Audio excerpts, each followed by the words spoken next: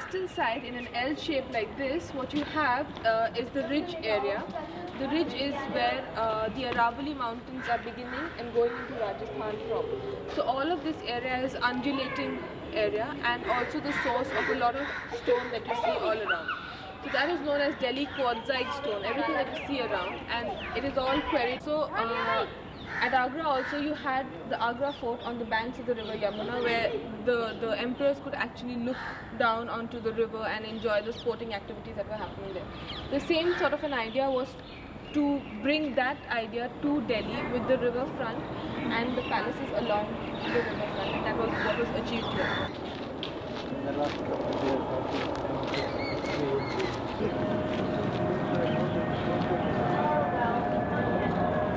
Step 12, and locally it's known as a Bauli, B-O-A-L-I.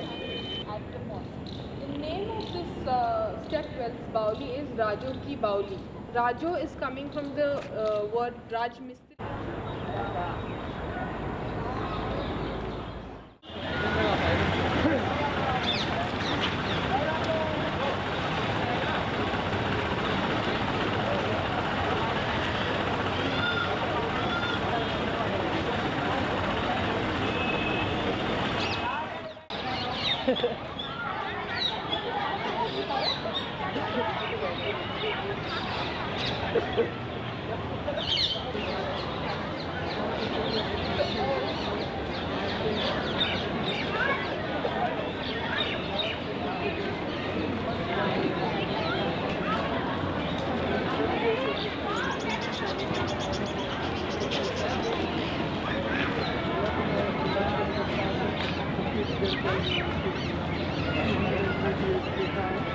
And it is still running.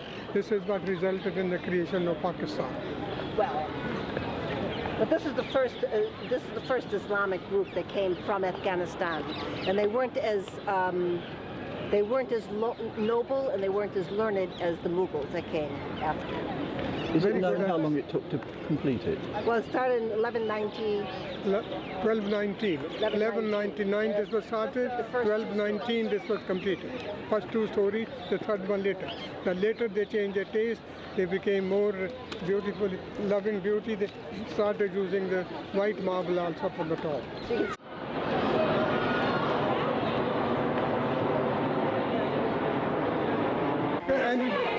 Any statues or any figure they don't have. Yeah. And this is all for the different temples which were destroyed by the Muslims and used to build their mosques. Still Islamic feeling to the mosque, they added these great arches in the typical Islamic style.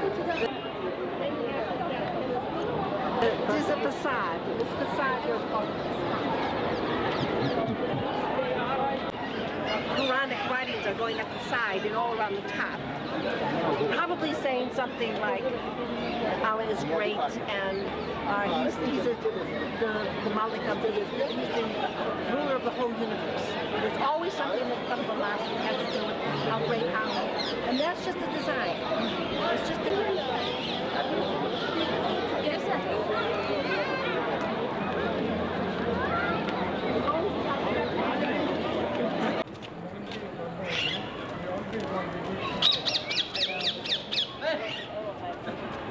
People who had the love for God and compassion for mankind, they were God lovers. So we have the saying of the Sufi saint in our holy book. It's going to be interesting to compare this fort.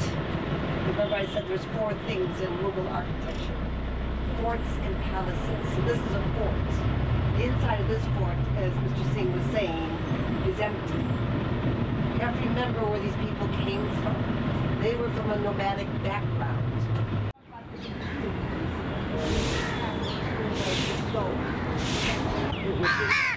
It's hazy in the morning, but there is a lot more to this complex than Humayun's tomb.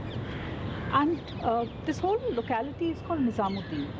And Nizamuddin, it's named after a Sufi saint who lived he died in 1325, so he lived at the end of the 13th and early 14th centuries.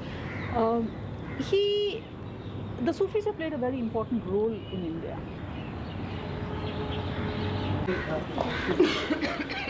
It's a beautiful building. In India, it was stone carving which was big. We had not, really used a lot of tile here. And when the Sultanate rulers the Turks first came and started commissioning buildings here in the end of the 12th century, they decided that it was no use trying to, sort of make those brick and tile buildings which they had in their homeland in Central Asia, but use the local stone and use the very skilled stone carvers to do that. A lot of this grey stone, which is called the Delhi quartzite stone. It's a very hard stone, quite tough to carve. So the carving you see is minimal for about a century and a half or 2 centuries. And then they kind of fell out of fashion and they went back to square tombs. And the western side is closed off. It's closed off, which has a particular blending of different elements. The great use of red sandstone in combination with the grey Delhi quartzite.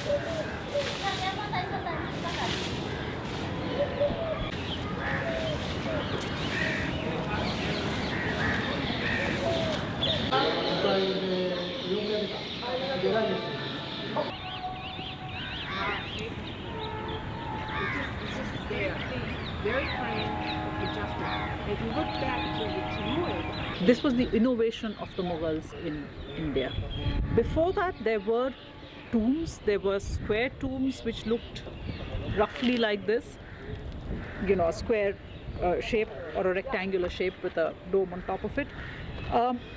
There were also tombs which are in gardens. That was not an innovation by the Mughals. There were tombs in gardens. There are a few examples. But as Isa Khan's tomb, which is, before Humayun's tomb, it is also in a garden. But this particular kind of garden, this char-bar, the 4-4 divided garden, with the water channels, etc., this was really a Mughal innovation in India. If you look at this dome, it rises off the walls here. It just rises in one continuum from the walls. And that kind of innovation is the use of the double dome. So there are 2 domes, one inside the other. Because the outer dome, we could see from outside, it's enormous. It would have been completely out of proportion with this particular chamber. So there's an inner dome which fits into the outer dome, one in proportion with the interior dimensions of the room, and the outer one in proportion with the dimensions of the building as a whole. So this is quite a clever trick they use. There's quite a lot of gap between the two. They would have made a chandelier earlier as well, a bright chandelier. The floors were carpeted, therefore there is no inlay work on the floors. The floors would have been carpeted. The grave itself, the cenotaph, would have been covered with richly.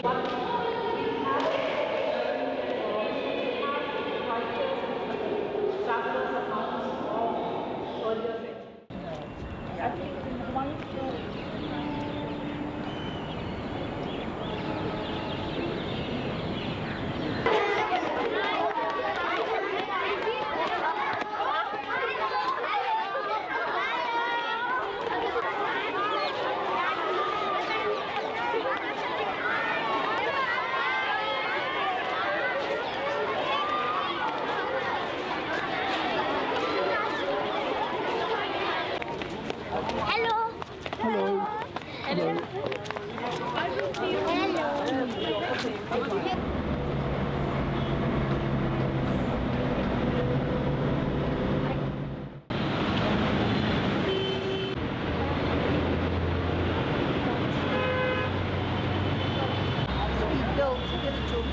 and it's on the same shape as Humayun, built 150 years later.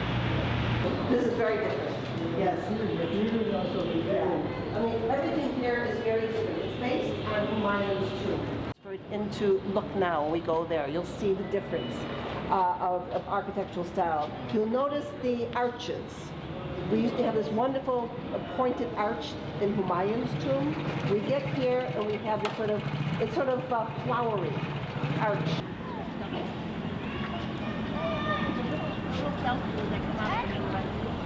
Making it sort of distinct, that sort of like even the corners of those arches. There's a bouquet of flowers in your architecture. He's heavier architecture, but he's trying to incorporate everything here. From those great hooks would have been hung silk fabrics. So all this would have been draped in fabrics all over, these great silks. So it wouldn't have been as bare as we see now. Carpets in the middle, silk flowing on the outside would have been quite spectacular. That's east. This is North. This is That's south. So that would have been the end of that. And also there. Still working.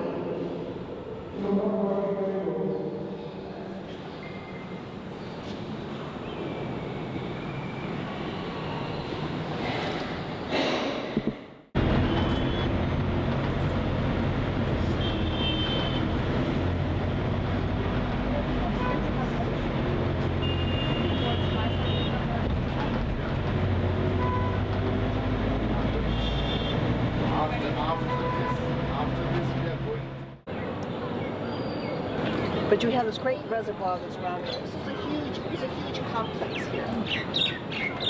here, from the 13th century.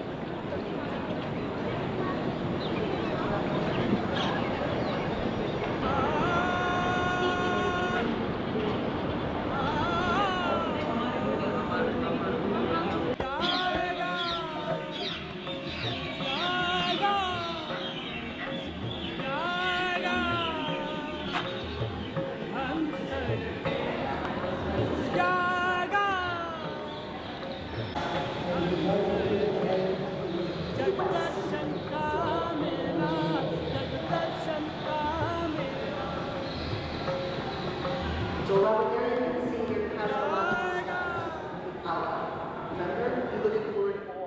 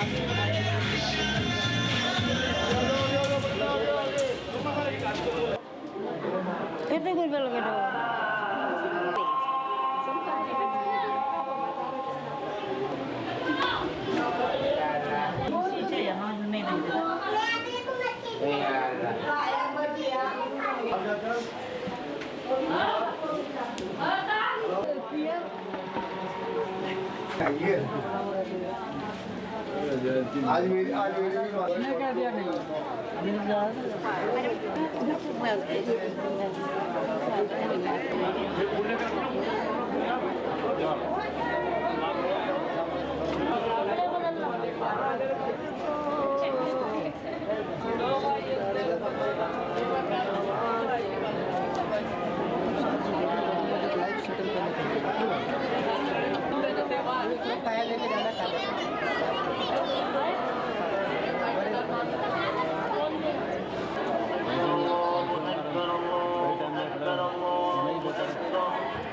أشهد أن لا إله إلا الله أشهد أن لا إله إلا الله أشهد أن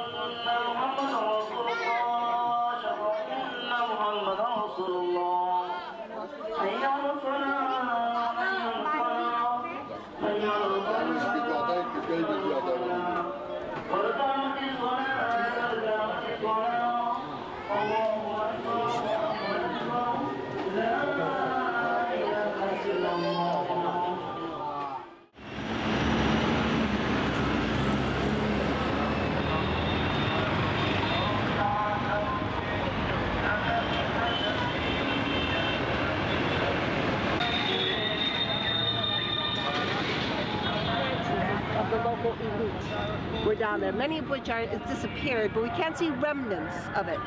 And when we come back on our last day, we'll go down there through the markets into the spice markets.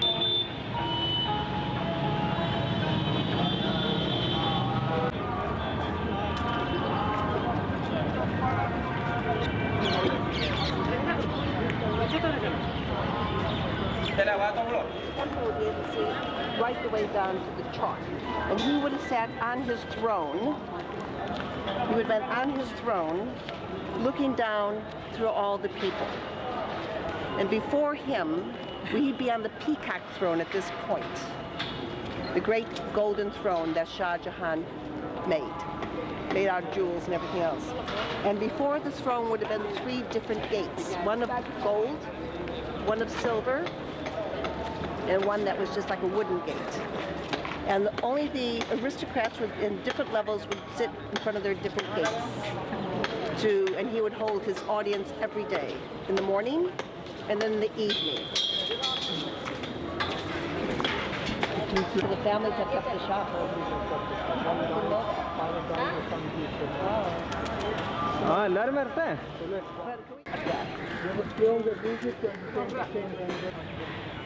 Everybody said in our notes there are 2 phases. This is the second phase. This is Shah Jahan. The first phase was seen. So as an ambassador or as the elite would come through, they would come through this and they would see in front of us the great throne. Is this. So what we're looking at is not just the building. Lots of things are happening. And here also we see that this was covered in tents, covered in silk. Things were hanging all over it. This is just the bare building. So you'll see where the hanging, we'll see as we go through it, to imagine all that wonderful, wonderful fabrics and textiles that we'll see later on. Going straight up in this carved column, and we have the lotus coming at the top of it, and then it goes right into this wonderful sort of arch. And the one thing that's interesting about Shah Jahan, he was terribly interested in architecture. Terribly interested. And so was his daughter, Shah Jahana. She built the chalk.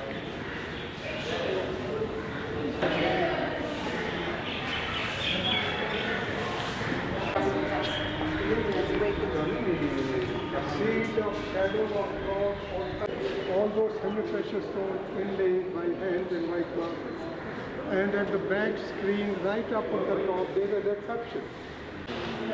From the back screen, right in the center, up on the top.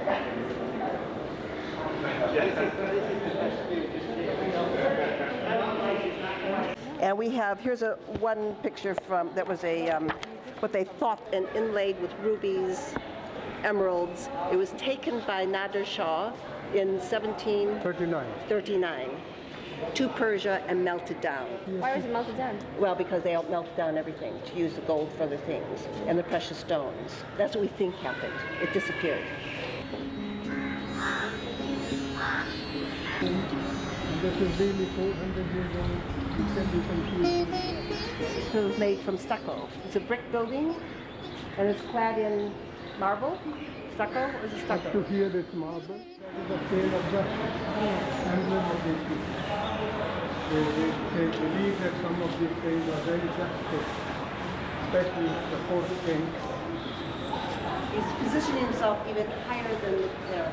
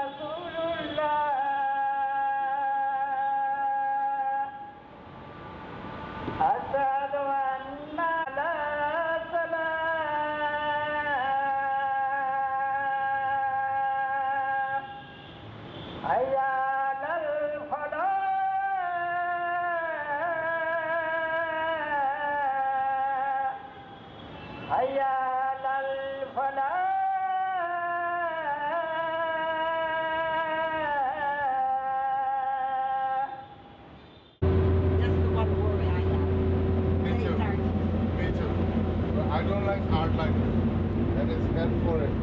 Because now that there are stories that ghosts have found them very comfortable.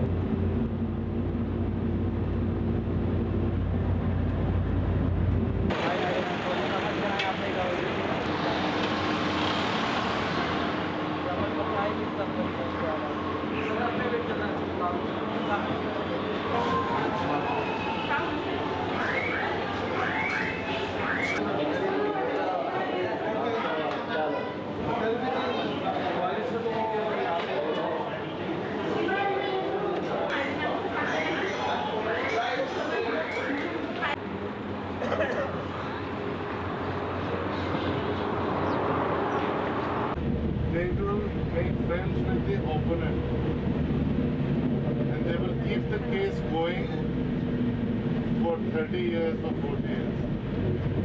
Go to a solicitor and you put your side of argument, and it's very different. Photographs of people. This is actually education center where children prepare for the government administrative services or engineering or medical.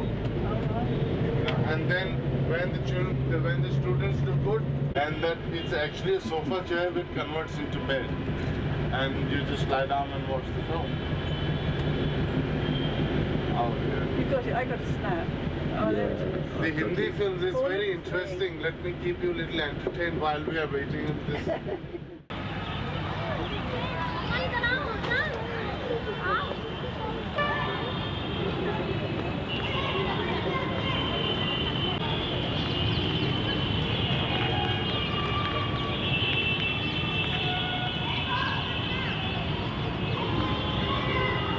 We talked about the Timurid style, what we cut from Central Asia.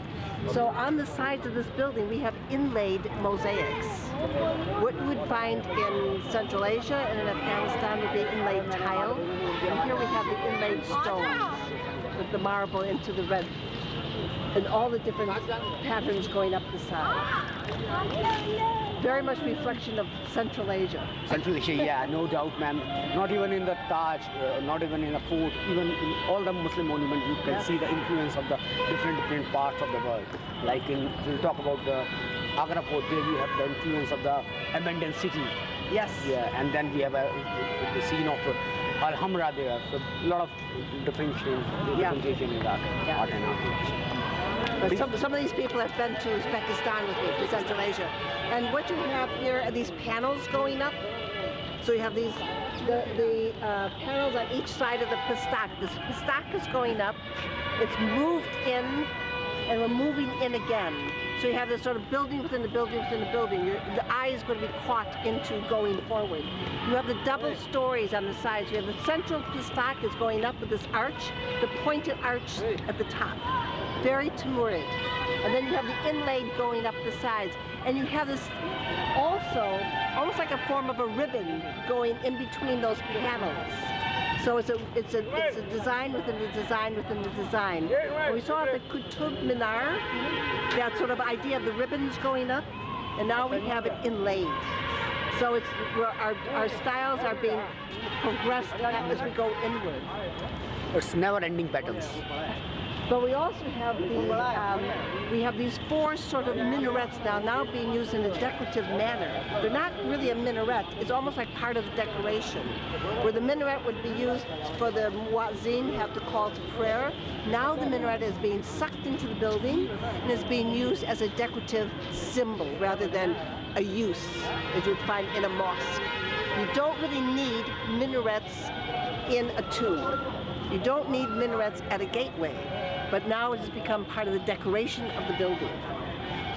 Three things are necessary in Islamic architecture: arch, dome, and the tower, the minaret. Yes, yes. But also I think what's quite interesting here, we have some of the Hindu elements, the little balconies. If you went into a Timurid building in Central Asia, you wouldn't have a balcony, you would just have sort of a arch. But here we have a little balcony on top of the first floor. You'd have that balconies if you were in a madrasa, a school. But it's quite interesting. If you went into a caravanserai, you'd have a huge arch in the middle, and you have places for people to be inside. But this is sort of incorporating various styles around, which makes it a very interesting form of architecture. And this is only the gateway, only the gateway. And around, these are pieces of marble, and it's been carved with Islamic writing, and probably has much to do, could be with, I don't know what it says. Quran. In the Quranic. These are the holy verses of the Quran. This beautiful building, known as Tomb of Third Mughal Emperor Akbar, but commonly that is known as Sikandra. We have a story behind this name. The reason was that before the Mughals, we have a dynasty called Lodhi. One of the Lodhi emperor, his name was Sikandar Lodhi. He established this city. That's why that city was known as Sikandra. That was a part city from the Agra. And this mausoleum was in that city. That's why that is commonly known as Sikandra. I hope you have an idea about the Mughals. The Mughals were contemporary to the Tudors of England, Safavids of Persia, Ottomans of Turkey, and the Minks of China. The first Mughal Emperor Babur, he arrived in India in 1526 from the northern part of Transoxiana, present Uzbekistan. From the father's side, he was from the Timur the Lame, and from the mother's side, he was from the Genghis Khan. He had Mongolid blood in his body. That's why that particular dynasty was known as Mongol dynasty. Indians were not able to pronounce the word Mongol. That's why the new word came in existence, that was Mughal. That's why that particular dynasty is known as Mughal dynasty. Mughals were. But I would like to give you a detailed idea about the Mughals, who the Mughals were actually. Yes. On that time, each and every wall of this mausoleum was very well painted, but because of the time and when the Hindus came in power again, that is those communities known as Jats, when they came in power again, they looted this mausoleum and they put husk in that mausoleum and they burned that husk. That's why we do have some burn marks here. But that is all redone by Lord Curzon in 1905. All the way down here you will see the beautiful design, especially this design. This is basically a Mughal carpet design. Especially that one is very interesting, that is Tree of Life. I hope you never heard about that design. And this design is Bukhara. And at the top of you, the reflection of a chandelier. Yeah, that's called the Bukhara. Tree of Life we've seen a lot of... and that's Arbi. In Arbi at the top. That was a favorite carpet design of Shah Jahan, the man who built the Taj Mahal, reflection of the chandelier. Yeah. Our real is very important. That's the great shrine of the Shia. It was a Shia, it was a Sufi shrine with a Shia devotion, and this great archeo carpet with the DNA carpet is from Arabia. And our real has the largest collection of porcelain, Chinese porcelain. So it's a great shrine. Our bill will come into our knowledge as we talk further on our bill. And it's in southern Iraq. That is, Ardabil is the same carpet.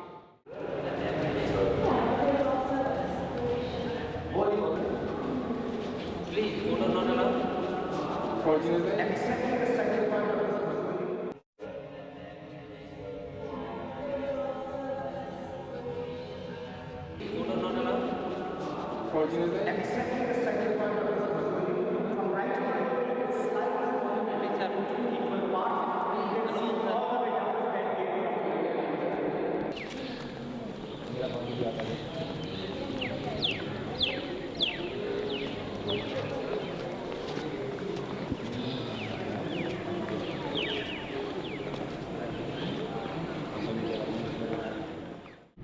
Yeah, when we go to Taj Mahal tomorrow, the only thing to remember, please do not carry anything at all except your camera.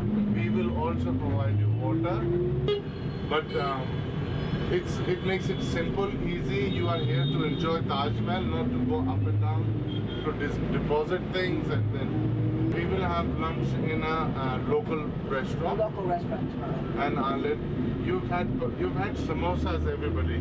Have you? Have you had pakoras? Pakora? So I can ask you questions now. You know everything. You're not asking me questions, so I can ask you. Red Fort Bill. A long time ago. It wasn't yesterday. 16? 40 something. 40 something. Very close. Very close. So we are in Agra, the city which is overpopulated, very small, and people are going to be very aggressive here.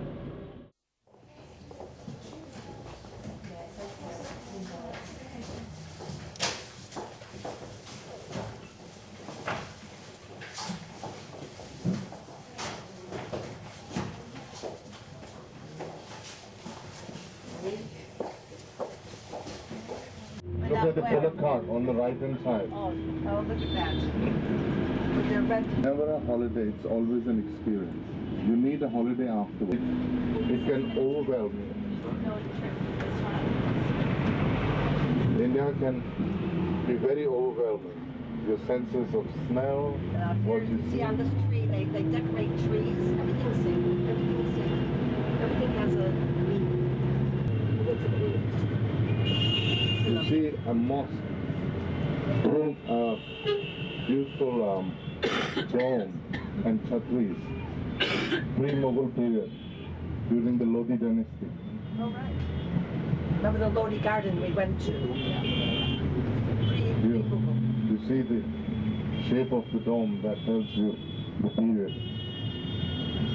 It's not onion shaped, it's sort of squatty. squatty. Looks like a...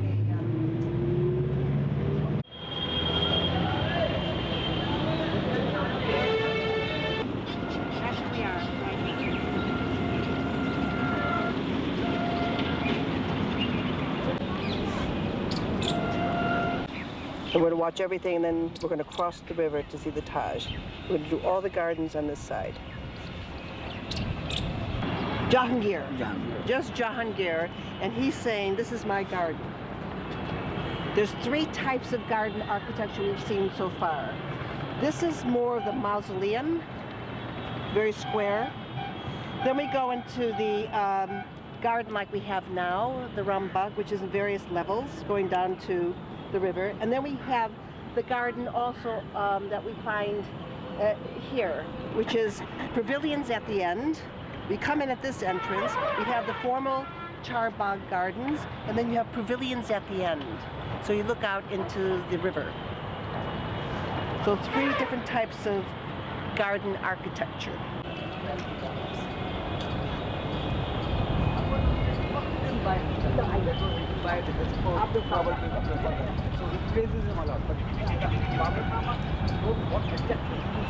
So you have the woman would come here. The thing was a private garden. And you'll notice that the way it's built is very on a Hindu tradition. There's no arch like you'd find in Islamic architecture. This is purely Hindu architecture. There were rooms underneath that you could go to that would be cool. So all built very systematically. And we can go and look at the river from here too.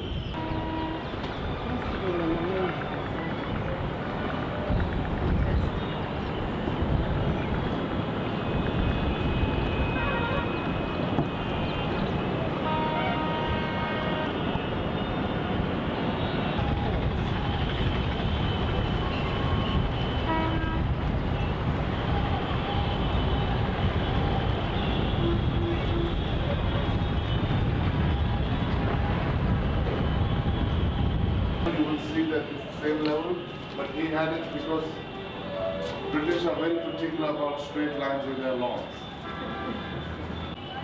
What you see at your eye level, even this level has come up, but the tree top, only fruit trees or flower bearing trees were allowed. So when you're walking on the pathway, central pathway, water body and the tree top laden with birds, different kinds of birds, flowers and fruits that will add color, and you will have more beauty to look at.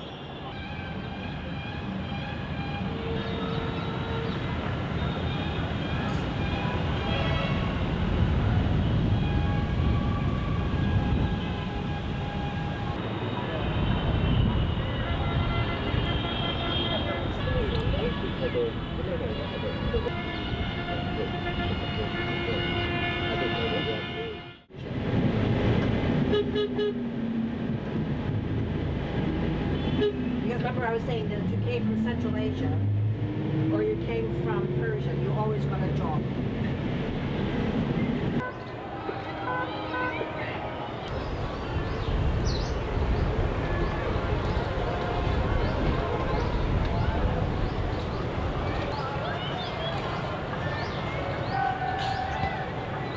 We have this great, wonderful arch here. We have the pastak. We have the irwan that goes through. We have very small minarets at the side with sort of a flower pot top to them. And we have the center dome. This is a purely Persian building. As I said, he and his brother came here. He died, they came here from Persia. Matter of fact, their journey was so long that at one point they thought they may go back, supposedly. And his brother was the calligrapher, we think was a calligrapher for the Taj Mahal. And it's all in Persian. He was an astronomer. Yeah, his name was Ahmad Shirazi. Shirazi. From Shiraz. And he was an astronomer. Astronomer, astrologer. Astrologer. And a calligrapher. And a calligrapher. You always want a cube. The cube sometimes will come from the very top. You take the finial off and you come up here. Not the platform. The building itself will be a cube if you brought it up. And that's the symmetry. The perfect cube without the finial on top. And the same we'll see in the Taj Mahal. A perfect cube.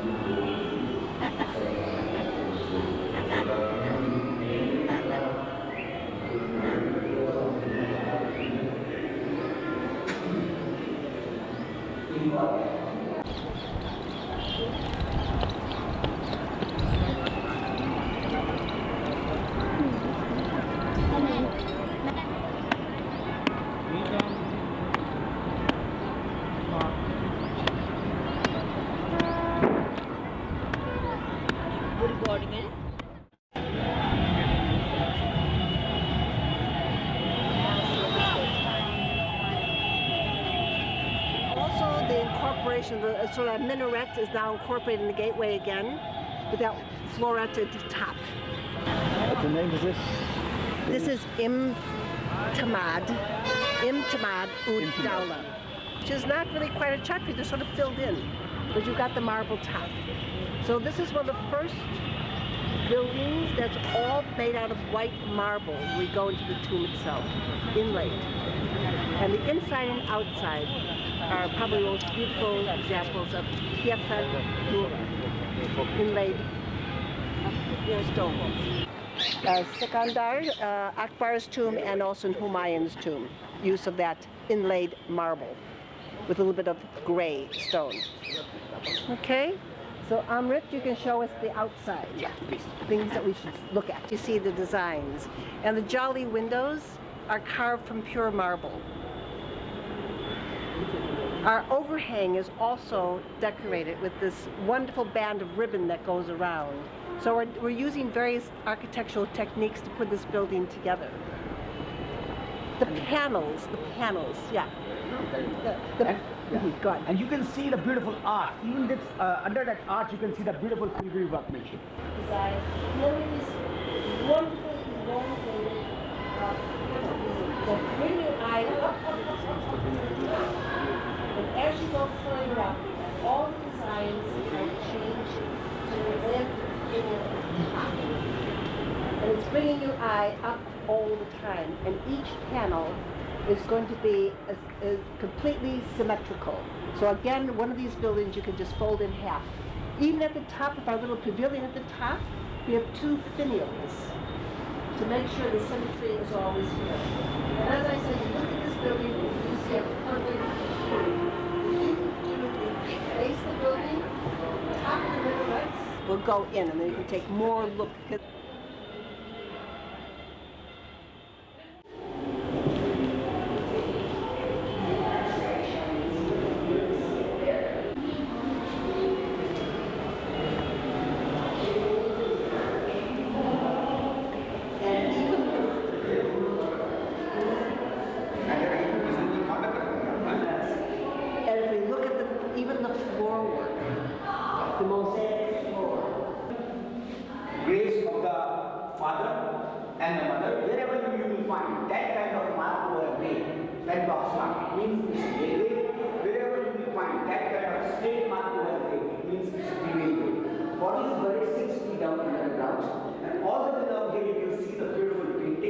Especially the poppy flowers and the hibiscus flowers.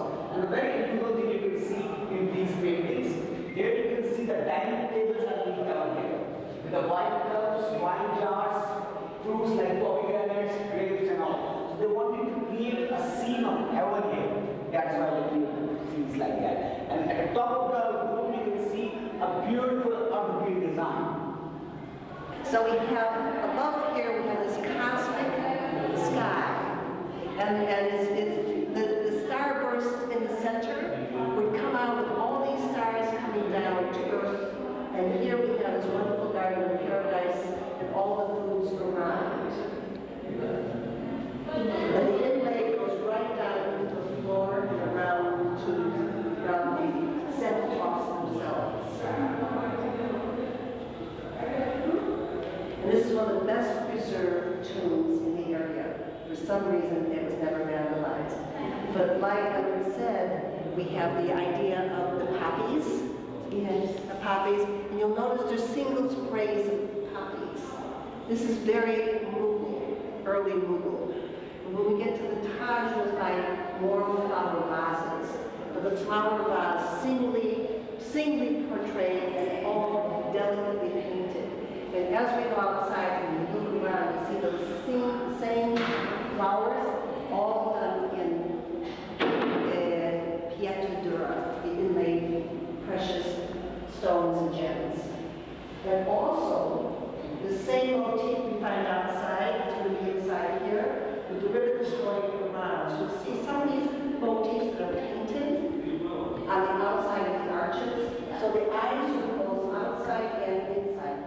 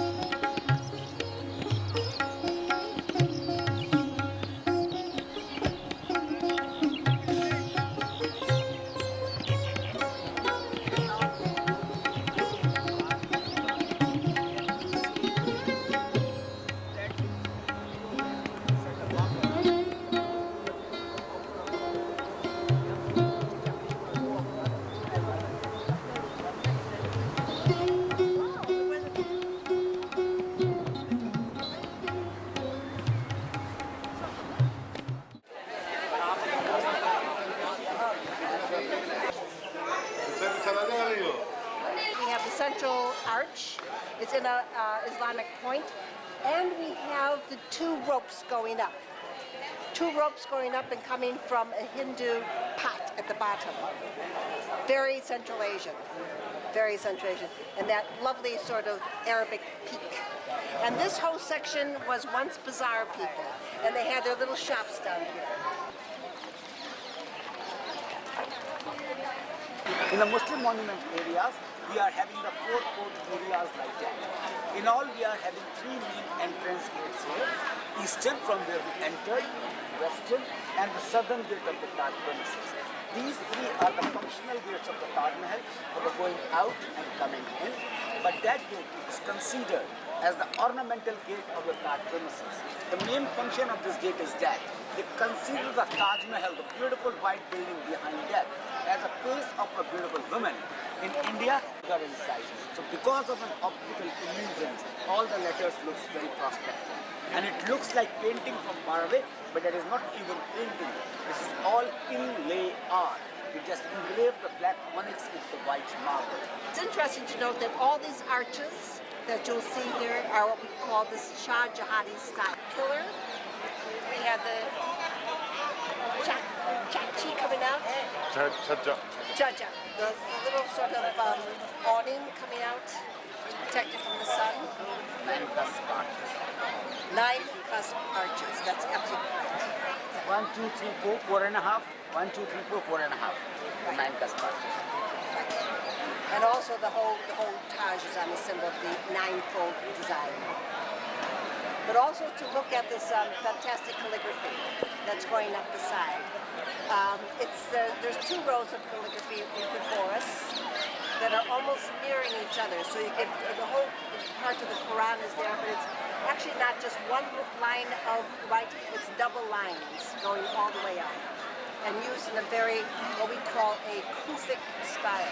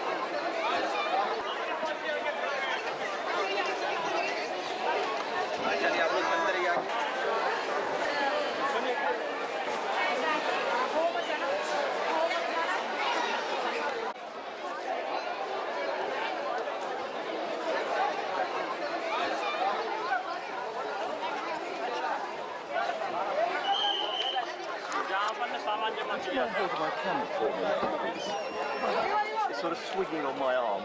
It's just being terracotta. And it's all built out of, there's vases with flowers coming out. And most of the flowers that were here in India and in Persia are on this tomb.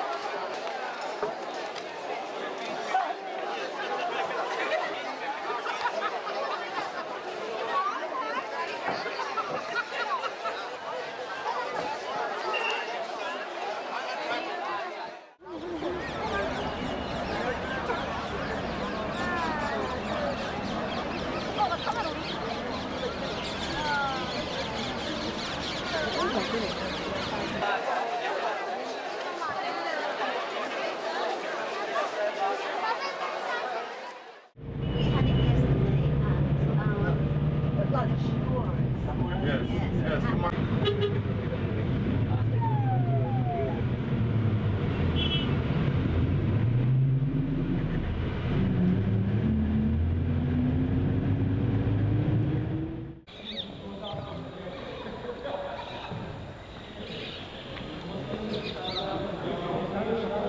So this beautiful monument is known as Fatehpur Sikri. Fateh means the victory, Pur means the village, Sikri is the name of this beautiful village.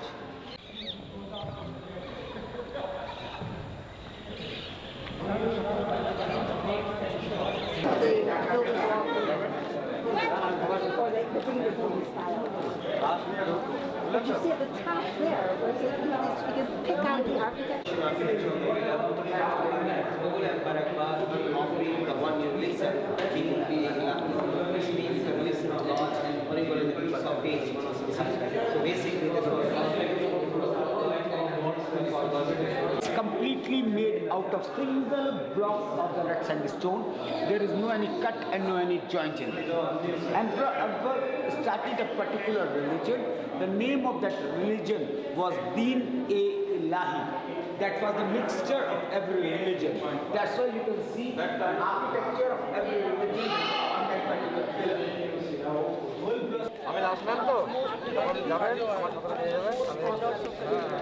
You can see a very different kind of architecture here. This form of architecture is known as Makar Toran. This is very imaginative architecture, and we have a religion in India that is called Jainism.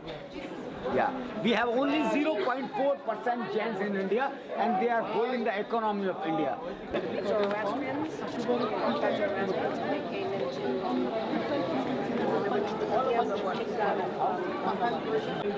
That's why that is known as Panch Mahal. Emperor used to enjoy the different weather at the time of peak of summer. He used to enjoy with his few concubines at the top floor. Please walk slowly, recognize living. Yeah. The type of dome we have here, the squatty dome. Yep. Very well painted. So one of the British historians, when he visited this beautiful monument on that time, he said that city was built by the red sandstone, and I thought that was a flame city because that is made out of red sandstone. That's why you can see the painting of Lord Krishna and his consort Radha. And here you can see the beautiful Roman art. The British that took Indian wives, but there was only 2 women that I know of that were English that went and lived with an Indian family. And she was one of them, and I thank you very much because I couldn't find her. I remember reading about her a long time ago. I thought, which Mughal emperor did she go with? This is it. So he did have one English woman as his wife. This way, sir. We'll come through this way as well as. From Gujarat we have architecture, from the Lodhis we have architecture, from Hindu temple, sort of various, the pavilions are Gujarat. It's all North India. There we have the nice Islamic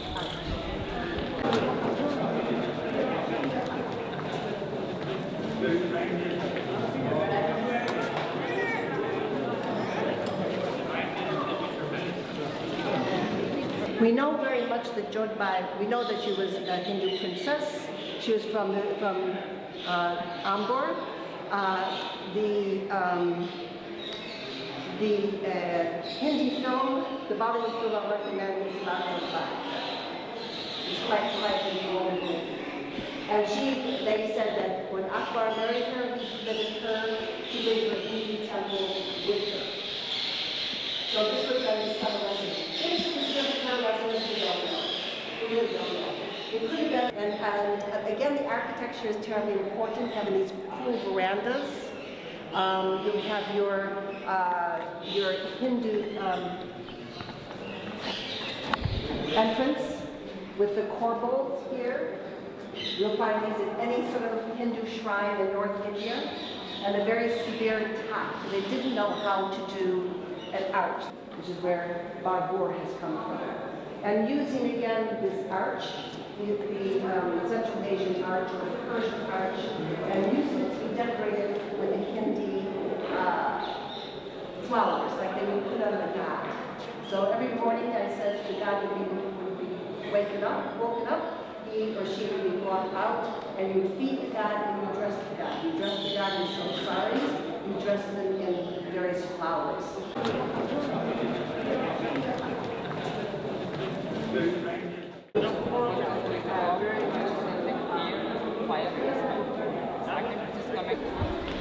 Everybody cookies, everybody else.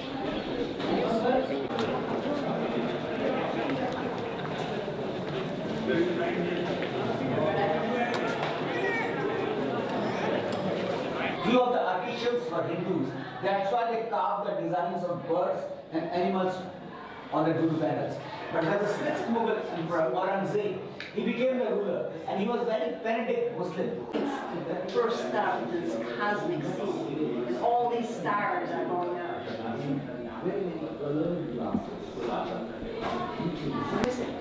To enjoy the room, you have to spend some time in this room to see the amount of work, not only inside but outside the walls as well. Thrones, wines. Yeah. Yes. Even the screen. Level as we are standing. So you would see parakeets, other birds sitting on top of the trees, eating flowers or fruits.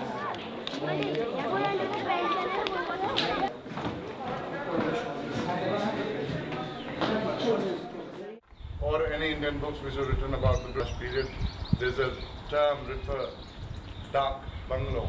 Dak bungalow, yeah. It's built on that design. It's very big, but because it was for about cousin. We saw a market, we could not afford it. So that's why we are staying in Agra. Do you recognize the building in that corner, that square box? Yeah. Hello. Come.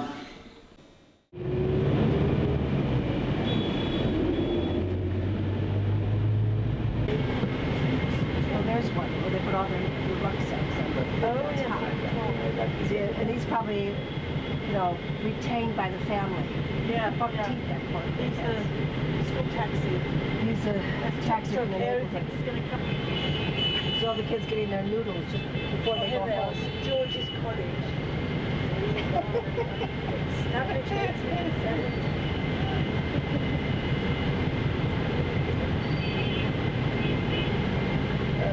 One, two, three, four, five, six, seven. 7 children in that one.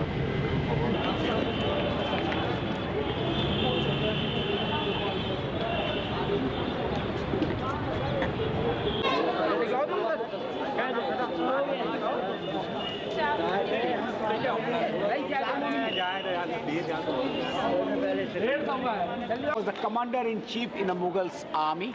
They wanted to give fame to his name. They wanted to give fame to his bravery. That's why they named this gate Amar Singh Gate. Emperor and his procession used to pass through this way. That's why the surface is very rough. Largest fort of India. But we can see only the green mentioned part of this fort.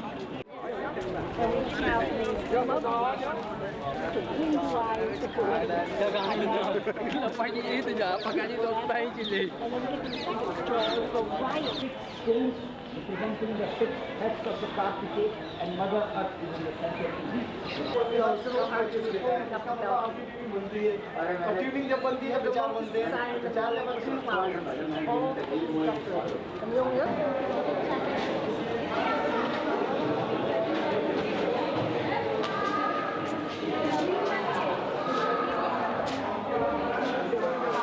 This beautiful veranda looks like Chinese architecture.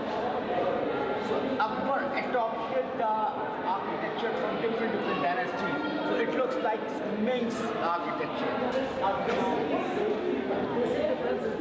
Nothing is left of a Hindu design. Nothing is left of Hindu design. We now live in the Hindu design reflected. taken all the written numbers and made it very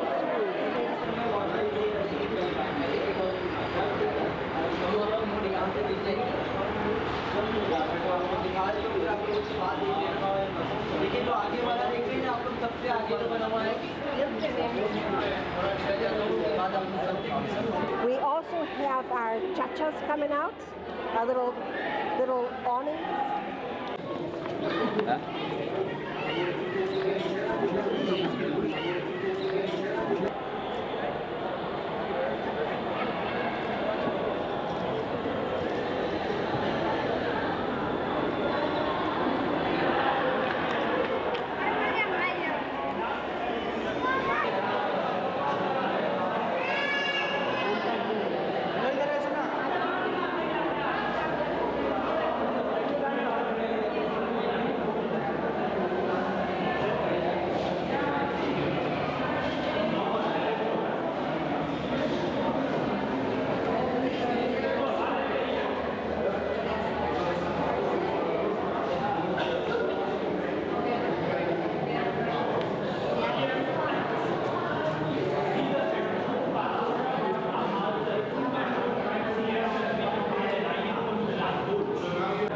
Emperor, you'll have to make an appointment. Then the outside, we will be going there later.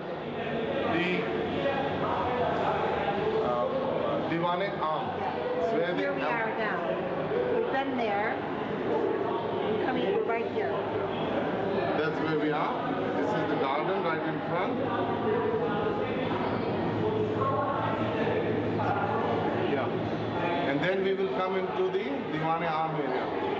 That is where the public grievances or people who wanted to see the emperor will take an appointment to come inside the fort.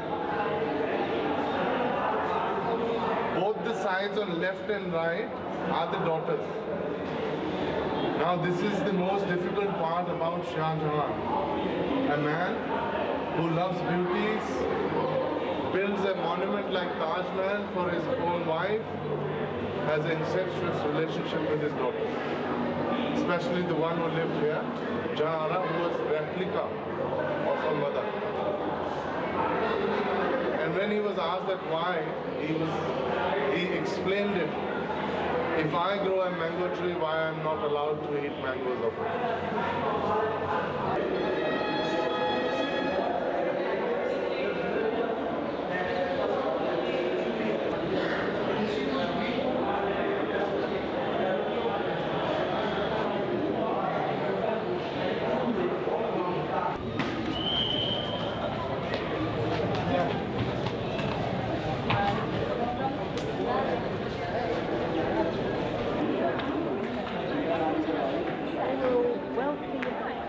That has no power, do they?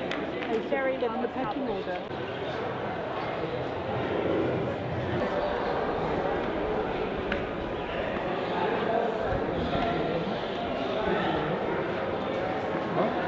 Now you have to imagine the emperor sitting there. On the people, he had a clear vision. Here.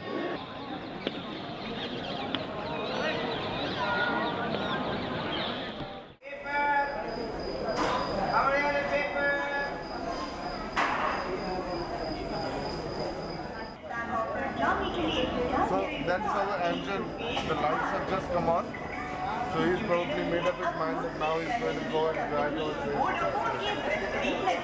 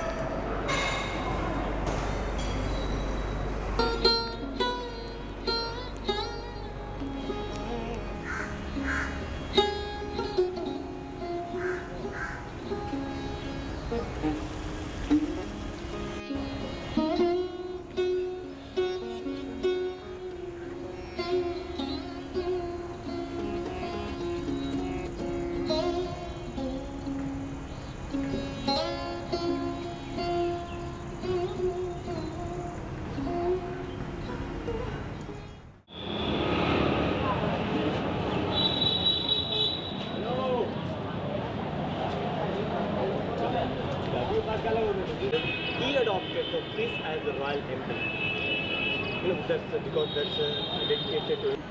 The palace has been razed to the ground after the mutiny. The British came in and absolutely destroyed the whole thing. And the only thing that's left is the subterranean rooms that we'll visit. We have the Imambara here, as Narayan was telling us. This is where processions took place from. So all these flags we have next to us, we had the Muharram last week in Delhi. This is where the Muharram took place here. The Muharram is a procession that Shias do, and they bring the tazia, the replica of Hussein's tomb, through the city like they would do in Spain. So it's very, very important procession.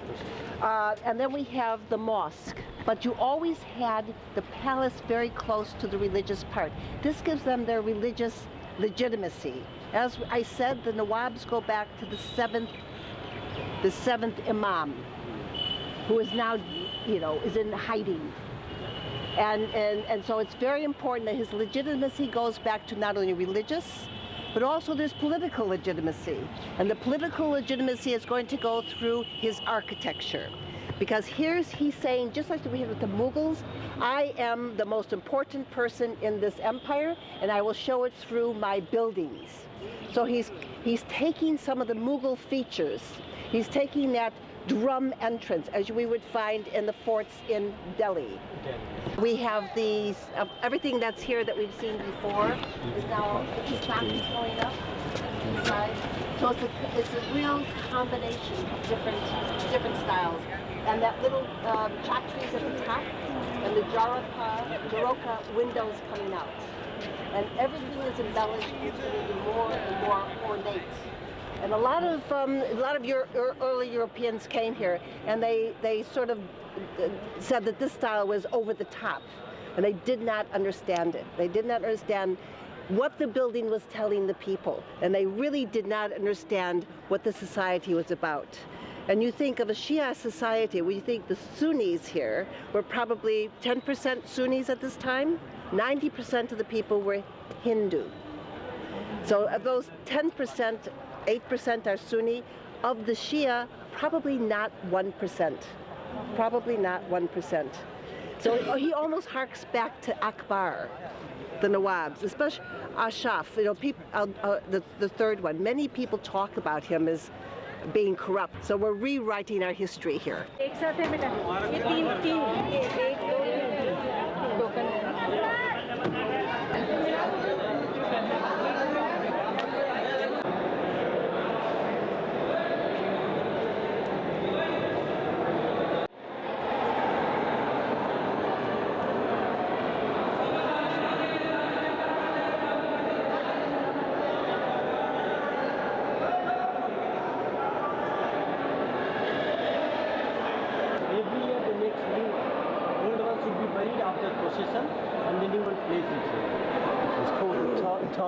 Tajia, T-A-Z-I-A. It's a replica of the tomb of Imam. It's kind of a represent of mourning. Kabbalah Mosque. And the Taj Mahal had single flower. Remember the Taj, that inlay was single. Here we have a whole bouquet of flowers coming up. And we also think that these halls may have been highly painted. We don't know, but people say it has been highly painted. Bunches of flowers.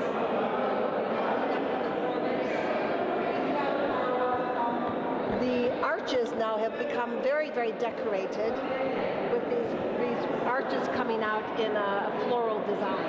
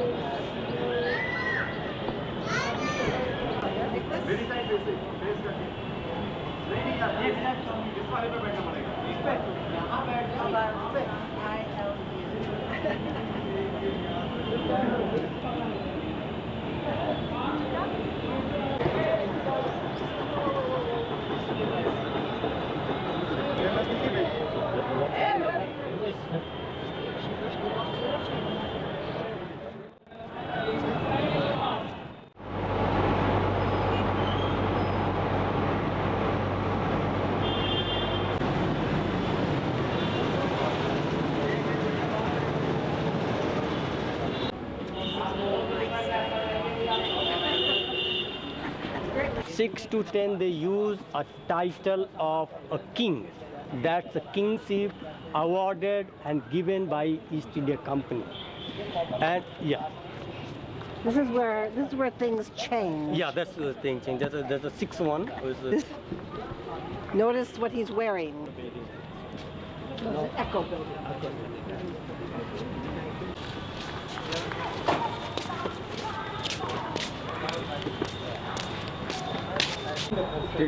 Unfortunately, Nawab died. Then that's considered as a curse.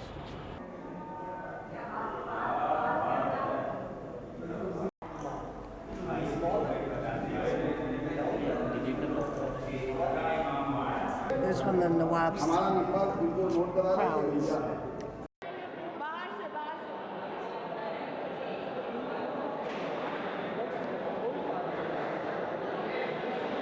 And he just planned to have a projector to teach that Seva is already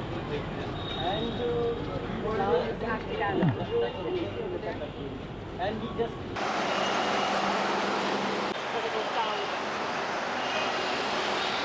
It's a wonderful game.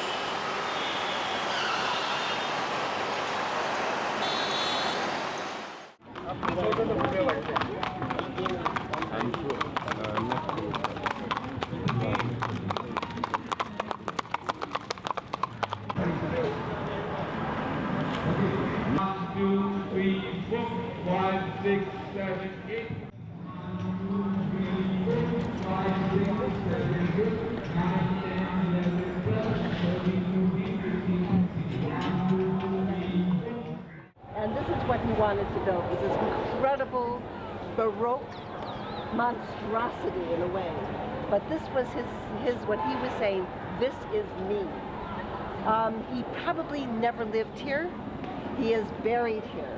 And the inside is probably as fantastical as the outside. Many people came to visit Claude Martin in his first house, which we'll go past today, which is now the Cancer Institute. Yes, Cancer Institute. But as an architect, he was phenomenal. He did the same thing. They think that he may have been the man who created the subterranean rooms. So as the Gomti, which is in back of us, here, rose up and flooded, all the bottom rooms in the monsoon season would be filled up, and in the summer, the waters receded and the rooms were cool.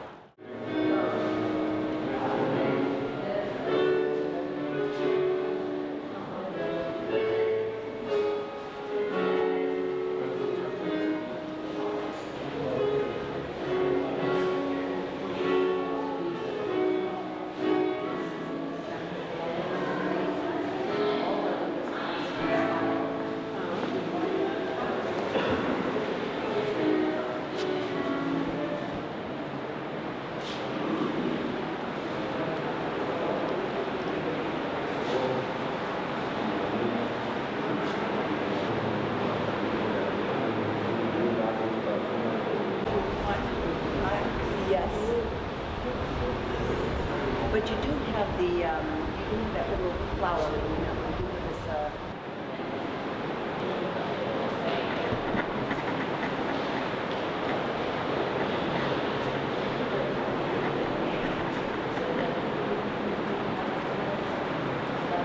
Quiros. This is the family that was Claude Martin, took care of all of his financial dealings, the Quiros family, and they think they were Portuguese.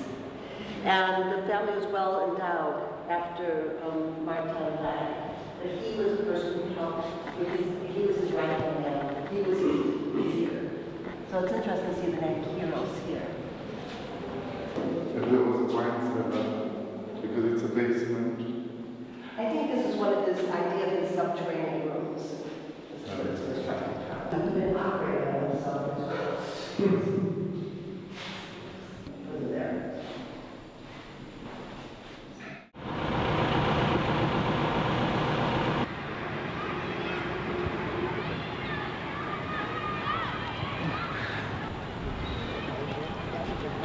Polier, who was Swiss.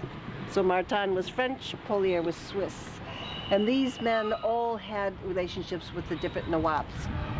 And they were all here quite early. And what they were doing, they were helping the Nawabs build buildings in European style, because the Nawabs wanted to be just like they were his friends. They came to dinner with them. They had music and dances together. And the Nawab was showing, I mean, the Nawabs very often dressed like Europeans. One Nawab had a full canonical dress. Another one had an army uniform that they wore, as also did the earlier Europeans also would dress like the Indians.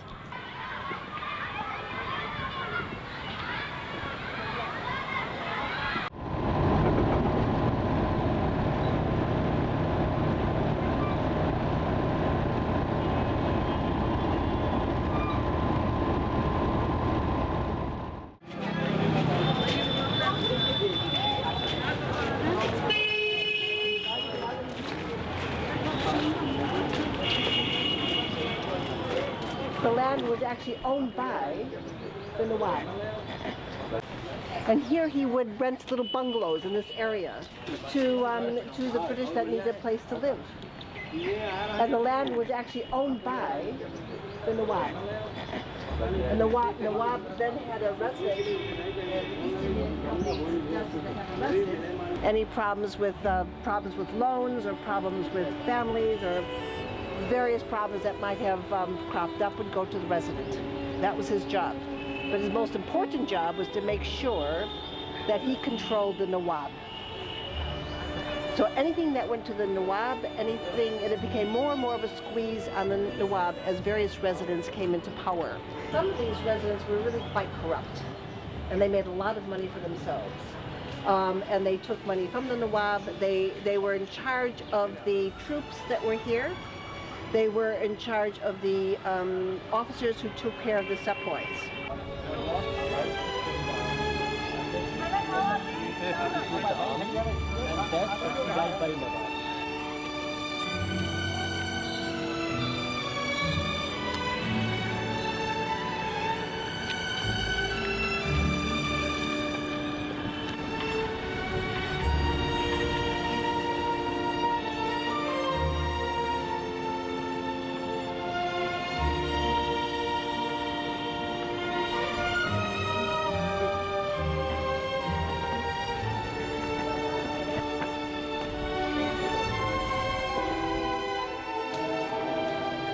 But here's a very small Imambara compared to the ones we've seen. The same sort of hall would have been here, highly decorated, next to a tiny mosque. And it was no longer a happy relationship like Claude Martin and Polier and Ousley had with the Nawab. And I would say from about 1850s to the 1830s particularly, it all was going very, very upside down. And also was the fact of separation. As I said, the European women were suddenly, more European women were coming, and they were becoming more British, and we can't mix with the natives, and all these sort of prejudices were being brought over. It's a great shame.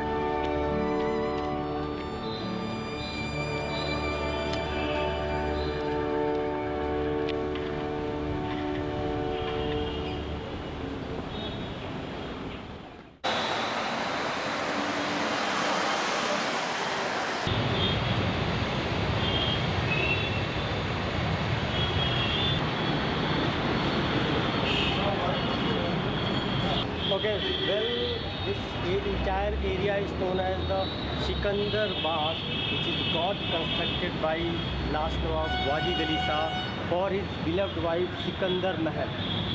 Sikandar, the first name of the wife, and the Bagh is added because that's beautifully crafted and laid out. There was a lot of beautiful flowers of jasmine, rose, and the plants were there. So it is Sikandar Bagh that's used as entertainment palace by the Nawab and the Begum and along with the friend. And there was a few houses which made out there that used as a summer resort. But earlier so first the forces had to recapture this entire building. So there was a huge, fierce battle started on the both sides. Then what happened? The Campbell forces, they killed more than 2,000 Indian sepoy and rebellion over here. They was killed a lot more. Then they recaptured this building.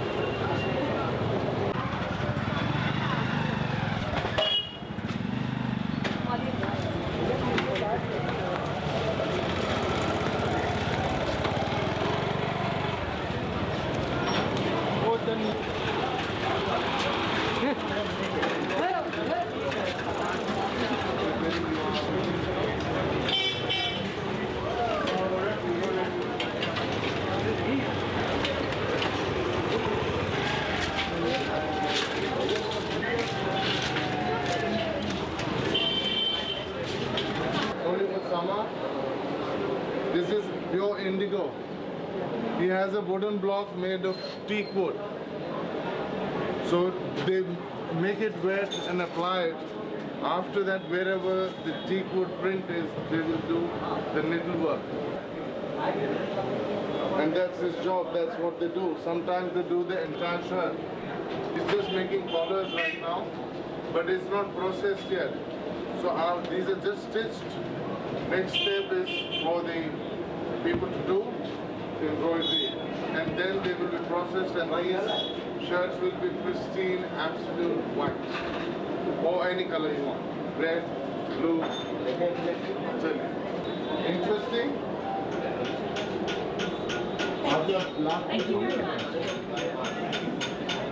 So the gentleman here, you know lacquer, he is making bangles from lacquer.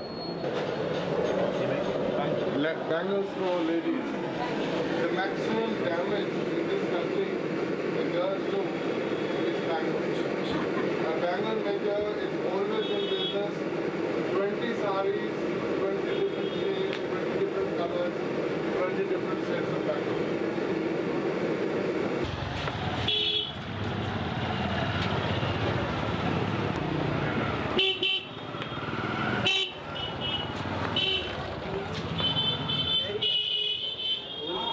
Where we are.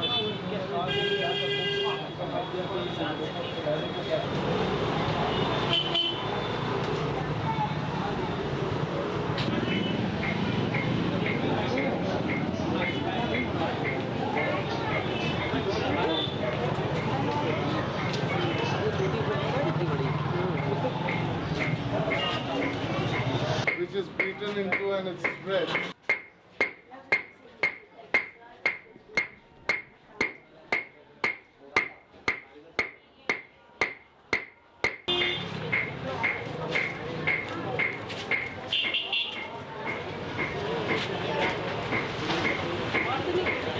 Organic stuff too. At the bottom up is the water, the smoke comes through. You can't do that, you can't go back from here. This is a one-way street.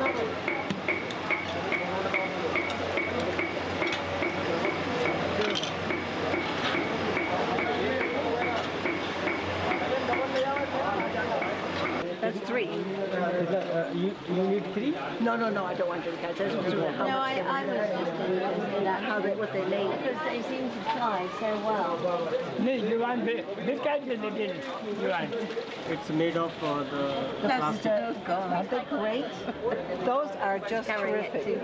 Oh, no, this is the presents I would bring home. I would. 10 rupees. They bring something to me. I did. Isn't that great? And Nader Shah, he came to massacre and loot,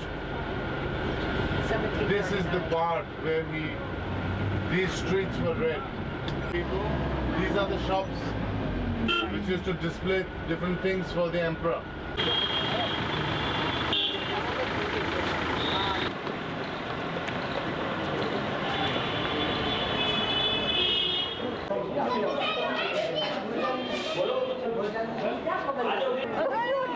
Okay, we'll start over here and I'll explain. You're going to take a picture?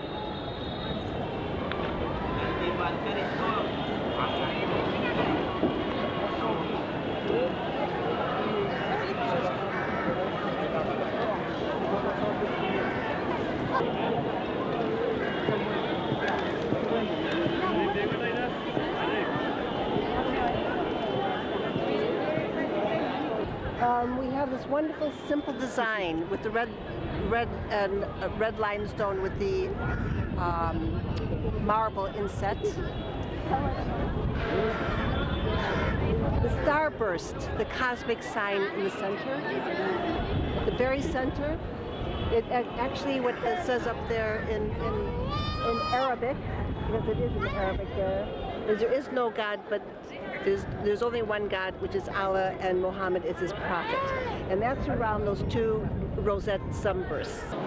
And up above our heads, we have this arch that's coming, and in the arch we have these sort of ribs coming down. So that's your Timur ribbing. And they elevate it to a decorative from the very center. It's now being burst forth, and it's coming down into ribs. And if you go into any of the buildings in Uzbekistan, you find that ribs going down. But now it's a decorative form, but they're bringing in that two styles together. You would never find ribs like that in the Hindu building, or a wand like this.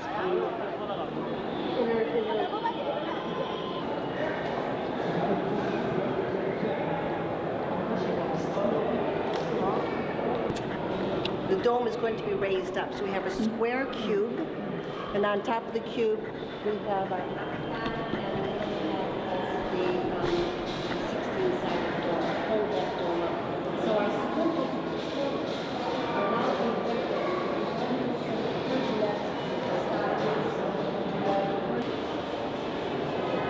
each section is different. That's playing here, a little bit more decorative, and as you go through, you go straight down into that. Sort of sucks you into all the visual aesthetics. And also around the side you have marble. This is marble with the black marble inlaid. So the white marble on top to the white and black marble underneath.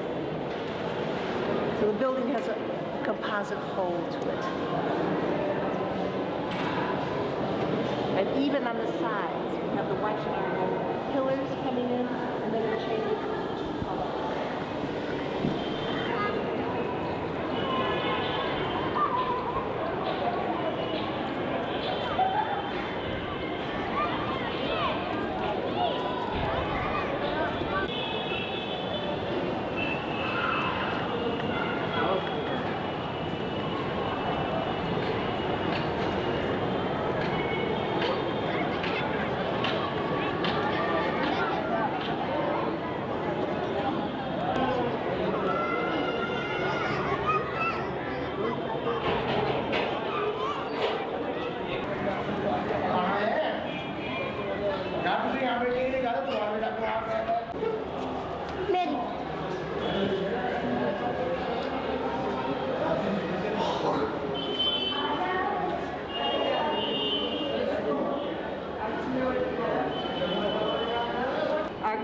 Here, our Hindu college, with the lotus coming out and the mango leaf that she showed us in her.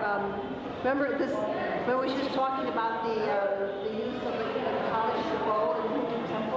Well, there it is. The leaf coming out and the lotus flower.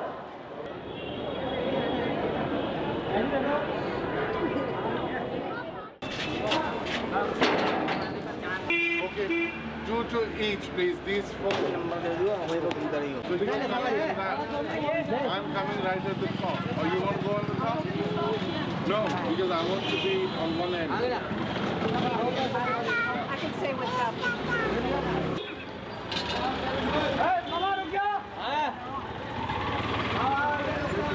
आ जाओ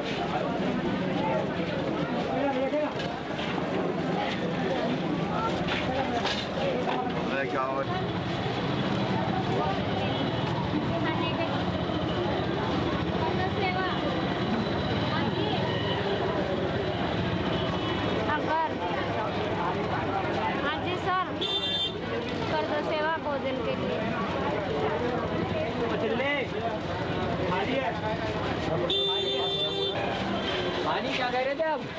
ऐसा आपसे कुछ कह सकते हैं भैया है हमारे बड़े भाई हमारे बड़े भाई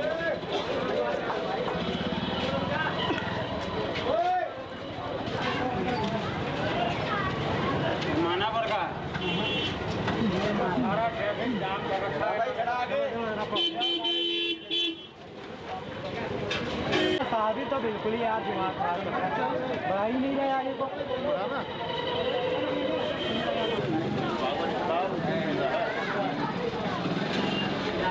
दिन आया ना मैडम साइड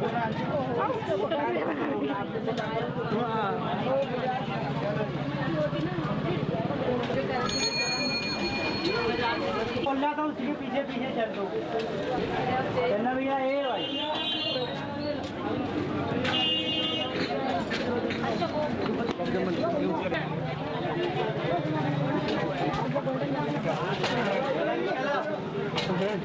पागल हो गया नाम है चल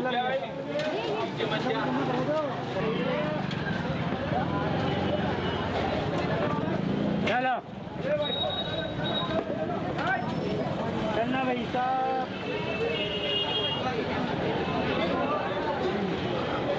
हो सकता है 7 दिन के लिए वो तो बोलो चला जाओ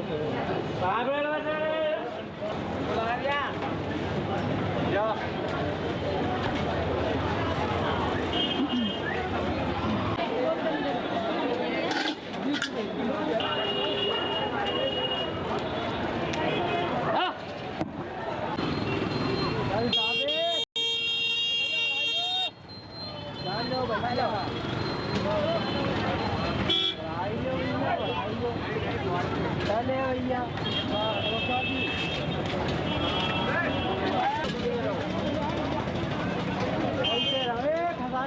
Now it's interesting, this is the end of the chalk that Jahangara did.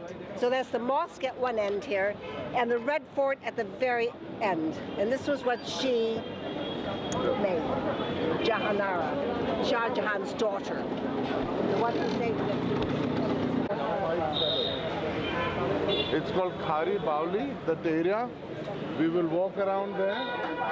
I will tell you if we get separated. I'll tell you where we'll meet at what time.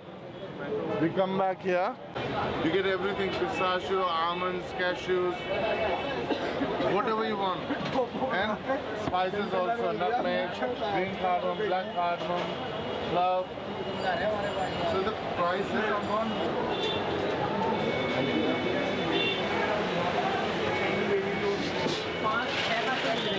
5-star और ये सब dairy milk किसमें Remember we had Navratan yesterday and there was whole cashews in it.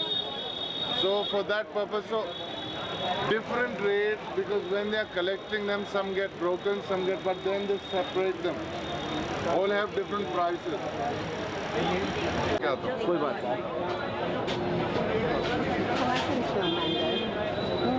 It's mango tea. They will also have rose tea, any jasmine tea, green tea, all different sorts of teas.